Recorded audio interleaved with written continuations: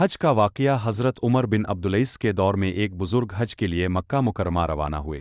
वो रास्ते में एक मकाम पर रुके, जहाँ एक शख्स को रोते हुए देखा। बुज़ुर्ग ने करीब जाकर पूछा, बेटा, क्यों रो रहे हो? इस नौजवान ने जवाब दिया, मैं हज के इरादे से निकला था, लेकिन मेरा ज़ाद ख़त्म हो गया है, अब मैं नहीं जा सकता। बुज़ुर्ग ने इसकी हालत देखकर अपनी थैली से कुछ रकम निकाली और कहा, ये ले लो और हज कर लो। नौजवान ने शर्मिंदा होकर कहा, हुजूर, मैं फ़कीर नहीं हूँ, बल्कि एक गुनाहगार हूँ। मैंने ज़िंदगी में बहुत गुनाह किए हैं और हज इसलिए करना चाहता था ताकि अल्लाह से मुआफ़ी मीम। ये सुनकर बुज़ुर्ग मुस्कराए और कहा, बेटा, अल्लाह की रहमत से मायूस ना हो। अगर नीयत सच्ची हो तो रास्ते की मुश्किलात खुद ब खुद आसान हो जाती हैं। जा अपने रब की तरफ बढ़ और इससे मुआफ़ी मांग।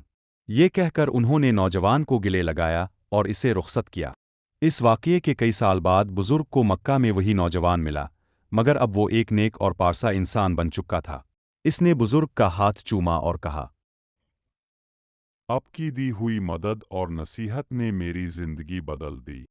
मैंने हज भी कर लिया और अल्लाह ने मेरी ज़िंदगी को नेकियों से भर दिया।